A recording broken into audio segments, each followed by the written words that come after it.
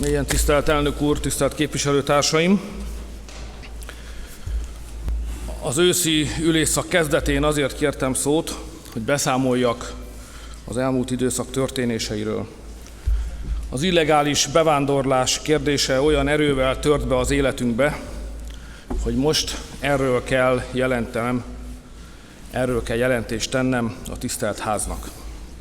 Mielőtt megtenném a jelentésemet, erről a helyről is az egész ország és minden magyar ember nevében köszönetet mondok a határainkon szolgálatot teljesítő rendőröknek és katonáknak.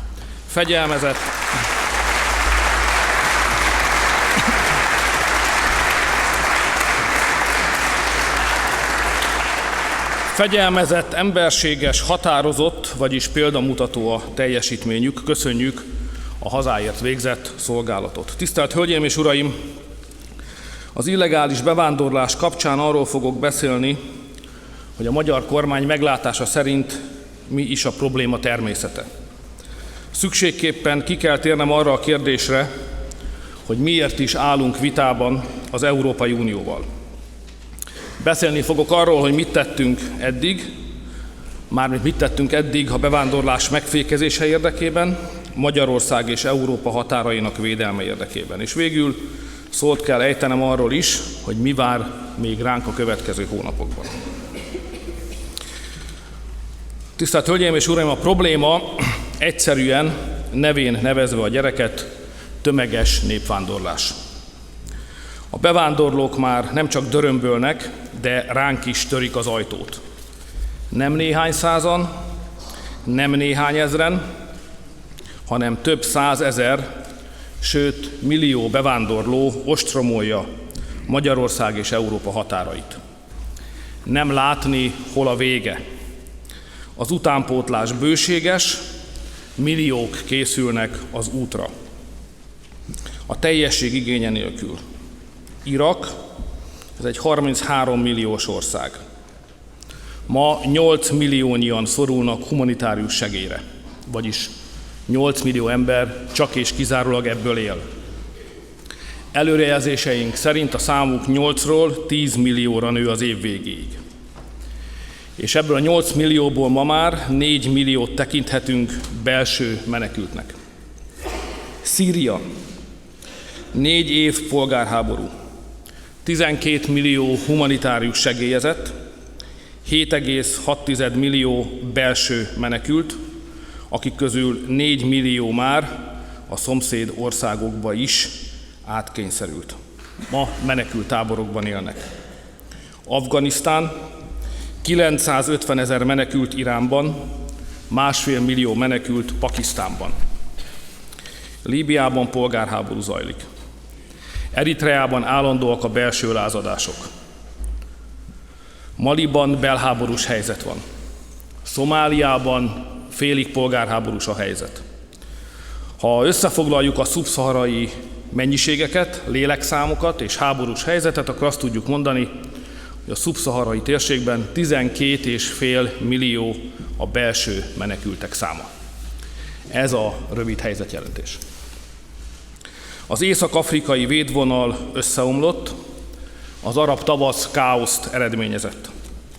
Az általunk, mármint a nyugat által egyedül üdvözítő államformának tartott képviseleti demokrácia intézményei működésképtelenek ott, ahol nincs erre irányuló akarat. Ráadásul mindezeken felül még az Európai Unió is gyenge. Már az év elején látszott, hogy ennek nem lesz jó vége. Akinek volt szeme a látásra, az láthatta, fokozódik a migrációs nyomás. Egyre többen és többen indultak útnak. Az embercsempészek gyakorlatilag hatósági segédlettel kiépítették az útvonalaikat. Európa pedig nemhogy tárva nyitva hagyta az ajtókat és ablakokat, még meghívókat is küldözgetett a bevándorlóknak. Tisztelt Hölgyeim és Uraim! Fölfogásunk szerint a világ legtermészetesebb dolga, ha az ember megvédi a családját. Mi most éppen ezt tesszük. Magyarország 1000 éve a nagy európai család megbecsült tagja. Történelmi és erkölcsi kötelességünk megvédeni Európát, ezáltal ugyanis önmagunkat is védjük. Ugyanez fordítva is igaz, amikor Magyarország határait védjük, Európát is óvjuk. Tisztelt Hölgyeim és Uraim, a tömegmédiának és a világhálónak köszönhetően mindenki számára nyilvánvalóvá vált, hogy Európa gazdag, de gyenge. Ez a lehető legveszélyesebb kombináció. A saját szempontjukból teljesen észszerű döntésnek tűnik, hogy azok, akik nehéz körülmények között élnek, elindulnak egy gazdag, de gyenge világrégióba kivenni részüket az ottani, ez esetben az itteni jó életből. Mi megértjük ezt. Értjük, hogy közülük nagyon sokan olyan országból szakadnak ki, amelyek a saját népükkel szemben is kegyetlenkednek, ahol összeomlott a gazdaság, ahol a munkanélküliség történelmi magasságokba szökött. Maguk a bevándorlók rossz politikai döntések áldozatai. A világ valójában hátat fordított ezeknek az embereknek. Hátat fordított azoknak az államoknak, amelyekben az emberi méltóságot nem tisztelik, sőt naponta lealacsonyítják. Mindezt értjük és megértjük. Csak hogy egyszerű matematikai számítások alapján is világosan látszik, Európa nem képes magára venni a világ összes baját. Nem vagyunk képesek eltartani az összes gazdasági bevándorlót.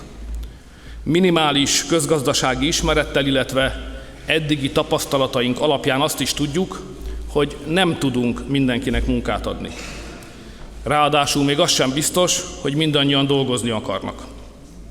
Én azért elgondolkodnék azon, hogy van, aki Ausztriával sincs megelégedve, és mintegy átmenekül Németországba. És elgondolkodnék azon a jeleneten is, amikor Németországban azért tüntetnek a bevándorlók, mert Svédországba akarnak menni. Mindezt súlyos törvénytelenségek sorozatával súlyosbítva. A helyzet úgy áll, hogy az az Európa, amely félmilliárd európai polgártól követeli meg napról napra a törvények tiszteletét, képtelen arra, hogy bevándorlók százezreit egy egyszerű regisztrációra rábírja.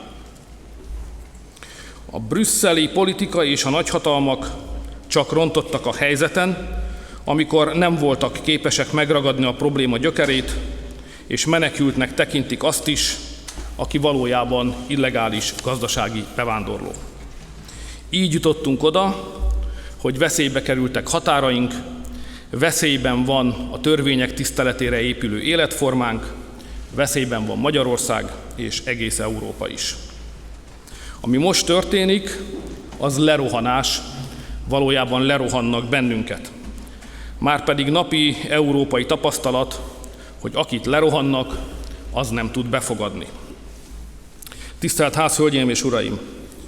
Miért állunk vitában Európával? Önök is láthatják, kétfrontos küzdelmet kell folytatnunk.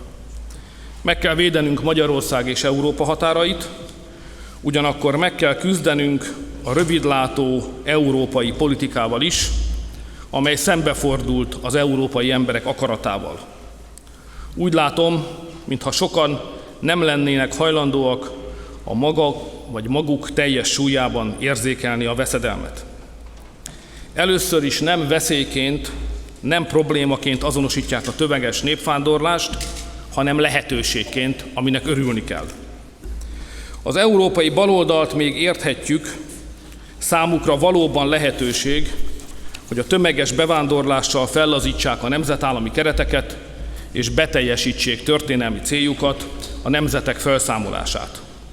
Nem véletlen, hogy rotációban szidnak minket, magyarokat azért, mert kiállunk 1000 éves államiságunk, hazánk szuverenitása és nemzeti függetlenségünk mellett. Ezt már 2010 óta megszoktuk. De nem csak a baloldal lép fel így, a teljes politikai színképen találunk olyanokat, akik magatartásukkal még biztatják is a hazájukat hátrahagyó bevándorlókat, hogy életük kockáztatásával a jobb élet reményében Európa felé vegyék az irányt. A következmény számunkra és Európa számára is katasztrofális. Mivel Európa nem tudja megvédeni saját külső határait, ezért újabb és újabb belső határok zárulnak le abban az Európában, amelynek éppen az egyik legfontosabb vívmánya az áruk és személyek szabad mozgása, mind közönségesen, amit Schengennek nevezünk. Brüsszellel tehát vitában állunk, mást azonosítunk problémaként, más eszközöket tartunk célra vezetőnek, másként azonosítjuk be a következményeket, más gondolunk arról, hogy mi fog történni, ha megteszünk, illetve nem teszünk meg bizonyos lépéseket. Ami bizonyos, újra kell gondolnunk egy sor európai vívmányt, szerződést és intézményt. De addig sem ülhetünk tétlenül. Amíg Európa nem lesz képes arra, hogy egységesen cselekedjen, addig az egyes nemzetállamok arra lesznek kényszerítve, hogy erejüket meghaladó nehéz küzdelemben, súlyos áldozatokat hozva védekezzenek ezzel a brutális erejű fenyegetéssel szemben. Tisztelt Hölgyeim és Uraim! Mi eddig is megtettünk mindent, amire jogszerűen lehetőségünk volt. Ezután is erőnkön felül fogunk teljesíteni. Azt hiszem, ezt várják el tőlünk az emberek. Több mint 1 millió magyar állampolgár nyilvánított véleményt a bevándorlás kérdése kapcsán. A nemzeti konzultáció tételes eredményeit immár mindenki olvashatja, közzétettük a világhálón is. A magyarok több mint 80%-a úgy gondolja, hogy Brüsszel elhibázott bevándorlás politikája megbukott, és szigorítani kell a szabályokon. Tisztelt képviselőtársaim, a magyar emberek döntöttek, az országot meg kell védeni. Minden lépés, amit a magyar kormány eddig tett, és minden intézkedés, amit még tenni fog, ebből a parancsoló kötelességből vezethető le. 2010-ben Magyarországon kétfajta politikai irányzat létezik.